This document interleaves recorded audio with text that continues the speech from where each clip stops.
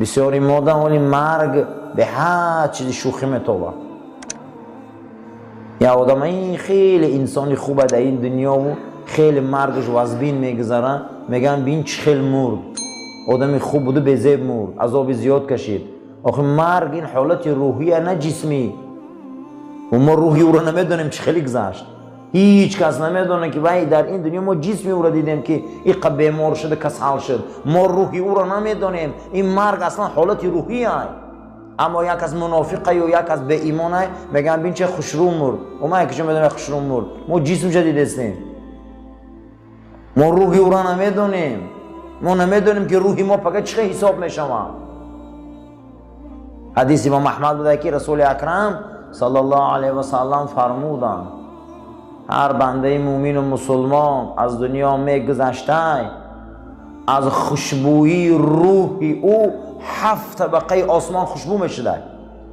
وقتی یک مسلمانی واقعی میمرده میگه ملائکه ها در دست میگن که لطه های جنت، ای جنت لطه ها را میبیارن که در همه اطراف جنت تر کردگیان، بالای سرش میامدیان. ملائکه های قابض ارواح که حساب تو سبوکای، حساب تو سبوکای، حساب تو آرامای، حساب تو خوبای. چخیلی که خلق تر دوست میداشت از این خلق 1000 بار زیادتر خدا دوست میداره. خیر رفتیم یا رفتیم جای آرام میریم، جای آسوده میریم.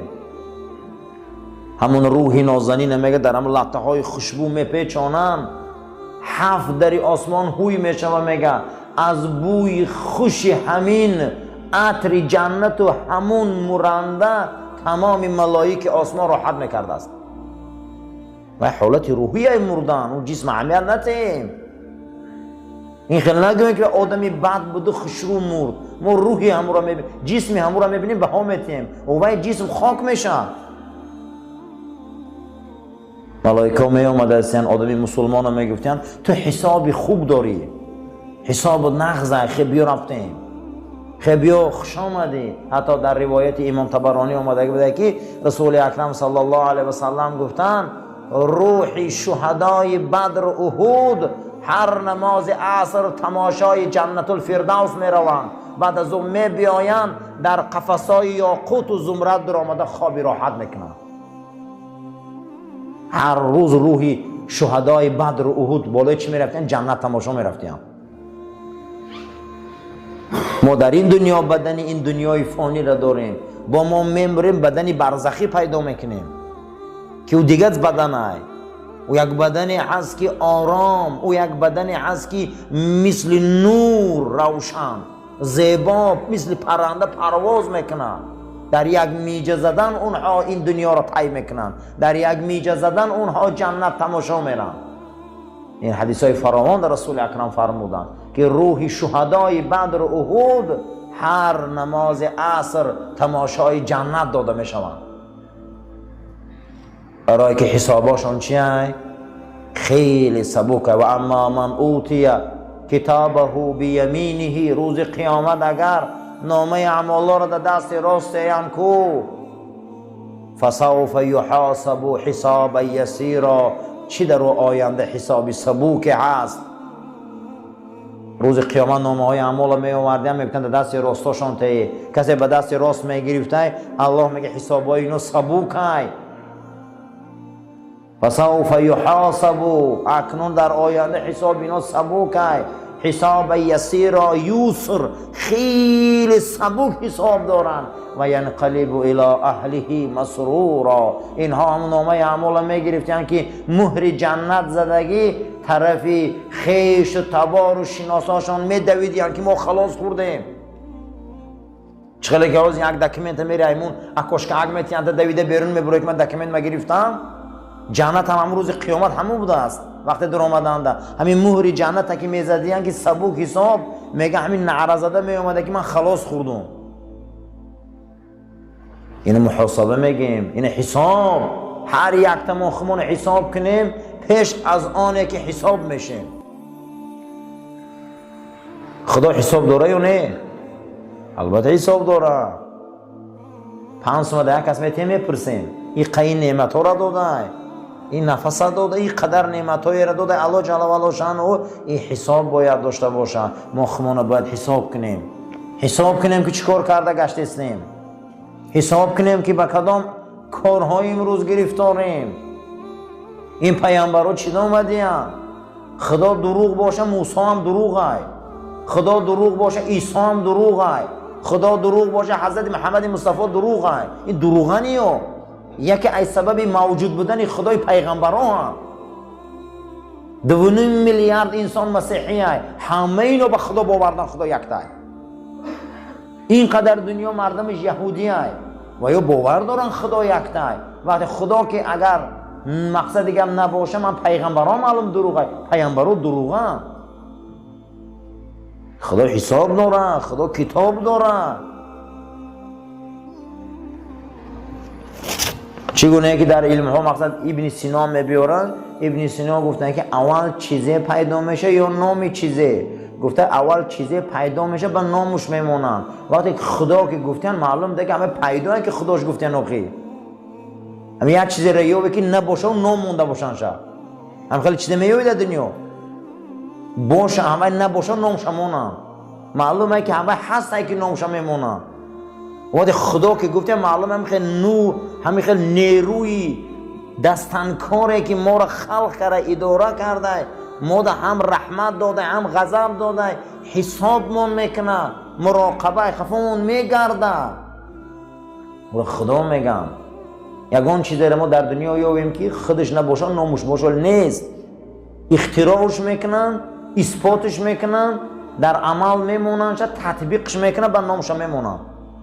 وقتی که خدا که بوده به هسته نیروی الهی، وقتی که ملائکه این هسته نیرو، جین هسته نیرو، ارواح هسته نیرو، اول او هسته و خبر نامش میمونه. دیگری از این مراقبه میگن، کنترل کردن. از قفای هر یک چیز ما میگردیم و کنترل میکنیم. از قفای هر یک چیز باید انسان چیکار کنه؟ کنترل کنه. حضرت عبدالله ابن عمر پرسیدن که حضرت یک نصیحت ممکن که تا آخر عمرمونه همین نصیحت شما را گوش کنیم برای حساب و برای کتاب و برای همین مقصد مراقبه و کنترل کردن خودمان. یک نصیحت ممکن که همین نصیحت تا گوش کنیم و برای ما یک سرمشق زندگی باشه. حضرت میگه سکوت کردن، گفتن الم یعلم بان الله یرا. همین آیت خوندم، الم یعلم بان الله یرا. تو میخوای نمیخوای و تو را دیده است. همین آیه مبارکه را خوندن. میگه گفتن یا نصیحت دیگه تا آخر عمرمون از زیاد مونم رویا.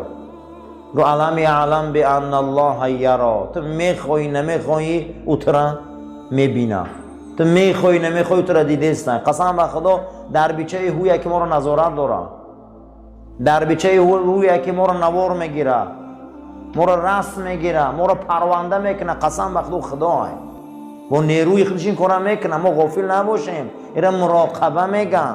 وقتی که آدم باید خش حساب و کتاب کنه از دم کاراش گرده، پیش از آنه که او را حساب و کتاب میکنه قفای کاراش میگردن. انا همینه آیین خدا. امروز درس اخلاق من، درس تربیت من همین بود. معاذ ابن جبل حضرت پرسیدن که حضرت چیکار کنیم؟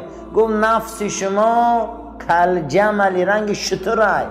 گفت شتره ای دمش قپه خوبه یا ای پای عقیفش قپه خوبه یا ای پای پیشش قپه خوبه دستش یا ای لجامش. گفتن حضرت ای لجامش. و ای لجامش که خوب باشه گفت همین لجام شما حسابتان. لجام شما قفای کاراتون گشتن. خطا نگو همین کار ای لجامش قبه خوبه. ای دمی شتر قبه دیگو گوش مر کشیده بردن میگیره. ای پای عقیف شتر کشه قبه گوش مر کشیده بردن میگیره. نفساتون خطانا لجام کنه، لجام کنه. ای لجام قبه چیزی را اسب ای دمش کشروی داره میکنه ای لجامش. باید نفسمون لجام کنیم. انمو حساب کتاب بده. لجام ما حساب بده، لجام ما کتاب بده. کسی حساب و کتاب نداره وای اسب دمش قبیل رفته است. وای ما را غارده میبره و ما را کجای بخوابردن میگیره. او چه نفسی ما. این بزرگ گفته است که اگر روز را تعریف کردن اینم در این مسئله خیلی نزدیکه. اگر روزه تعریف کردن ترا هیچ محل خرساندی نکن، یک اصلا تعریف میکنه خرساندی نکن. و اگر روزه ترا تنقید کردن هیچ محل بی‌توبی و بی‌قراری نکن، زیرا این که آنچه در باره تو گفتیان اندیشه کن. اگر دیدی که آنچه که در تو هست مردم گفتیان اندیشه کن، خیلی چیزی خوبه. از همه مصیبتی بد همینه که تو از چشم خدا غلطی. ای چشم مردم نه، ای چشم کی غلطی؟ خدا غلطی. امروز این مردم در حق خدا هم گپ میکنه، در حق رسول هم گپ میکنه. با باید گپی مردم زیخ میشی. هیچ مال برای این زیغ نکن. اندیشه کن که همون چیزی که ترا تعریف و تنقید میکنن اندیشه کن که همون داتا هست یا نه. از همه مصیبتی بعد همون مصیبت بود است که گفته از این علمای بزرگ در کتابش که تو ای چشم خدا غلطی. انا این مصیبت های به سبب خشمناک میشی در آن کاری که در حقت هست. بسیاری انسان ها را حقیقت هم میگه که قهرشان میکنه. یکم مصیبت گفته همین است که تو ای چشم خدا غلطی. دویم مصیبت همین بده که تو در حقیقت هم میگه تو خشمناک میشه، قهرت میکنه. آدم ده که حقیقت گوی قهرش کنه که ان همین بده مصیبت. کمبودیش اسلام میکنی قدی جنجال میبرداره. بسیاری انسان ها رو نصیحت میکنی سرخ میشن. انا این گفته مصیبت های بزرگترین مصیبت در انسان انا همینه که آدم من ای چشم مردم میغلطم گفته حقیقت قبول نمیکنه. انسان ها ای چشم مردم میغلطم در نزد مردم شرمنده میشم گفتن همین خیل میترسن تا بس گفتن همین خیل ای خدا نمیترسن که در نزد خدا خور و ذلیلن. انا این مصیبت های گفته. از همه مصیبتی بعد از درگاه خدا غلطیدن این انمی مصیبت بوده که من در چشم مردم شرمنده نشوم، در پیش مردم شرمنده نشوم. گفته حق پنهان میکنی، حقیقت را که میگن قبول نمیکنی. از همه مصیبتی بعد همین بوده که از خلق خدا شرمنده میشی و میترسی. ای خالق آفرندت هیچ محل پروا نداری، شرمندگی پروا نمیکنی. این مصیبت بوده. اگر روز تر سرزنش کنن، روز تر تنقید کنن، اگر همون کار در تو نباشه و همه تهمت نامه و همه عیب نامه باشه که هیچ به تو مربوط نیست، گفته اینه برای خود خوب قبول کن که چه خدا ثوابی داده تا. چرا؟ زیرا که ثواب بیرنج به دست آوردی. برای آن که سفیان ثوری روز بازار در آمد، گفتن سفیان در یک مجلس نشستیم هی وصفت کردن دن چی وصف؟ وصفت همین بود. گفت که همین انسان یک عیبایی تو را گفتن، یک کمبودی تو را گفتن. همین گپ شنیدن برابر میگه حضرت رفت و یک سبد خرما خرید. خونی همون انسان ها رفت و دری همون ها را کوفت. اونها برآمدن گفت سبدهای خرما را هر دشت داد. گفتن چی برای ما این کار را کردی؟ گفت دین خیلی گناه ما پشت کرده و ثواباتو نگرفتم. یک انسان عیب تره میگه خرسان نشوکته، تو ثوابی را بیرنج به دست آوردی. در حق ما یک گپ میگن، در حق ما یک کار میمونن یا صحبت میکنن، در ما رابطه ندارن که ممو تهمت عیب ما را میکنن، هم واقعیت ندارن. گفته خرسان شوکی ثواب کلان نیافتی، ای ثواب گرفتی نه، زیرا که فردا عیبایت را پشت میکنه، تو ثوابای او را پشت میکنی بی رنج.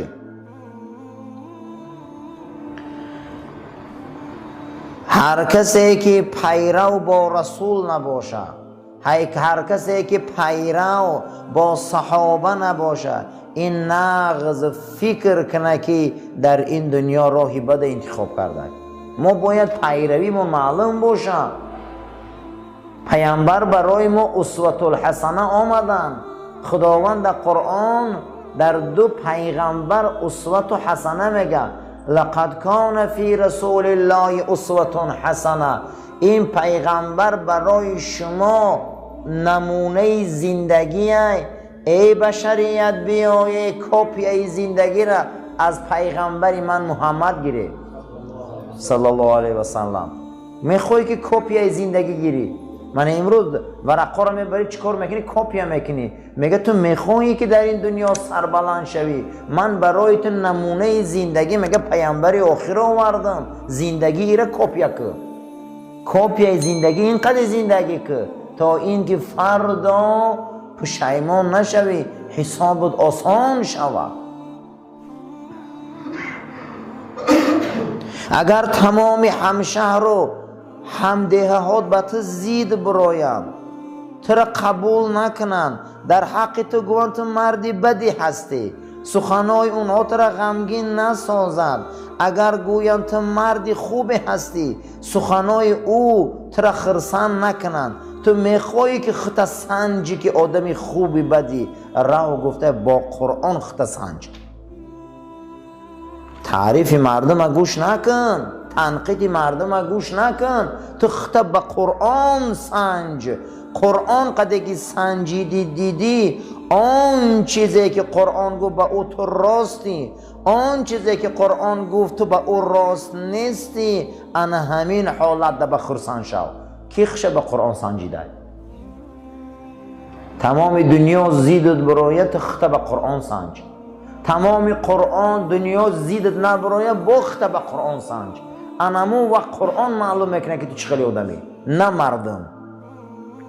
این دنیا ده بسیار آدم را انتخاب دروغ میکنن، انتخاب دروغ میکنن.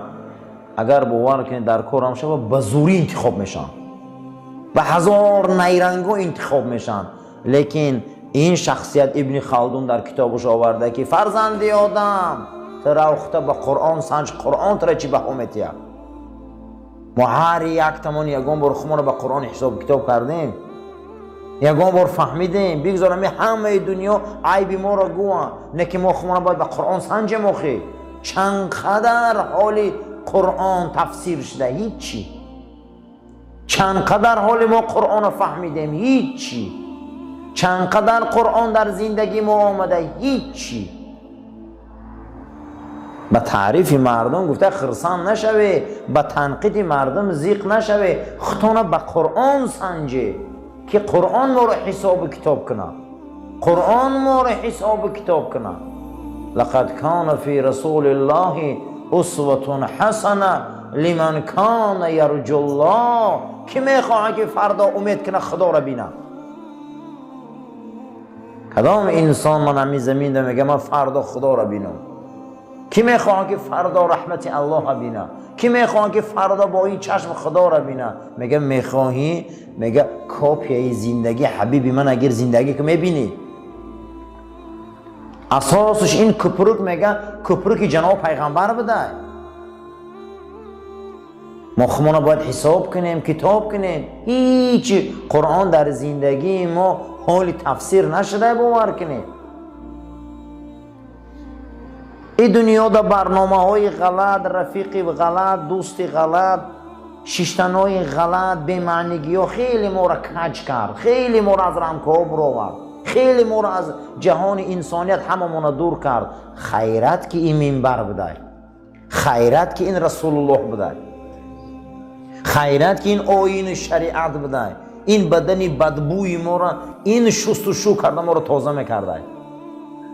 هیچ محل گوته زیق نشوه که ما را تنقید میکنن، هیچ محل خرساندم نشوه که ما را تعریف میکنن. چی با شما گوته خودتان در قرآن سنجی؟ قرآن در هر یک آدم خش سنجه، هر انسان باید خش به قرآن سنجه. آیا چند قدر سنجیدیم هممون؟ هیچی. نه زنداریمون قرآنی های، نه معرکه داریمون قرآنی های، نه شیشتنامون قرآنی های، نه لباسامون قرآنی های، نه گودک داریمون قرآنی های، نه همسایه داریمون قرآنی های، نه جامعه داریمون قرآنی های. این محور زندگی را ابن خلدون از این نقطه نظر دیده، گفته بین که کجای قرآن در خطا آمده است خطا راست کن. کجاش تا راست آمدستی خشاع به حالت چی روزی خرسندی داری، زیرا که درباره تو چی گفته شد و برای تو چی زیان رساندن نرساندن، اما از قرآن تو جدا بدی، از قرآن دور بدی، از قرآن فهمیدی خیلی دور ماندی، دان که خیلی فریب خورده ای. فریب خورده ها کیا بدیم؟ کسایی که ای قرآن دور بدیم. کی در همین دنیا فریب خورده بوده؟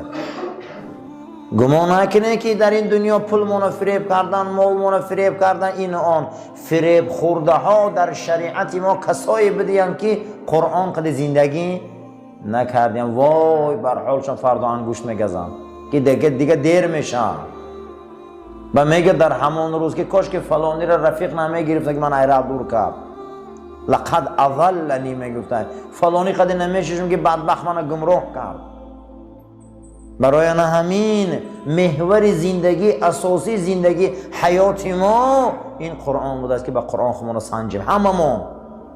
هممون خود با قرآن خودمون سنجیم. محاسبه حضرت عمر گفتن پیش از حساب شدن خودتان حساب کنید. عادی ترین اکنون انسان ها بخشان یا ورق دفتر داشتیان، عادی ترین محکمه ها بخشان سود و عدالت سودی داشتیان. خدا با این قدر بزرگیش نمی نویسه، خدا با این قدر بزرگیش حساب و کتاب نمیکنه، خدا با این قدر بزرگیش محکمه نداره. به هیچ مورد خدا خلق کرده. بزرگان روایت میکنند که گفتند دخلنا علی بیت عطا ابن سلمی، ما در آمدیم خانه عطا پسری سلمی که از اولیاءهای خدا که میشش در داخل بسترش در دست تسبیح داشت، تسبیح میزد. بعد از ما پرسیدیم که کیف حالک یا عطا او، ای عطا چه حال داری، سلامتیت نغزه؟ بگو ای حال من چی میپرسه، ای حال من چی میپرسه، ای حال من همین قفرسه که عاقبت همه دنیا هیچی. من شش تا اکنون منتظرم که ای بگه یا پگه بگه میبیو. کی میبیو؟ ملک الموت میبیو. و از همه و از بین میله قبر، از همه و از بین میله سوالای اونها، برزخ، درازی زمین قیامت، پیشگاه خدا خستن، گذشتن صراط. می ترسم حساب الهی، می ترسم حساب الهی. اللهم ربنا آتنا في الدنيا حسنة وفي الآخرة حسنة وقنا عذاب النار. وصلى الله تعالى خير خلق محمد وعلى أصحاب الأجمعين. خدای ما را برای راست هدایت کنه، ما را توفیق بندگی توی مسجد آباد و زیبا نگهدار. آمین یا رب العالمین. سفاره راست گیره، تلفناتون رو خاموش کن، آماده به نماز شوید.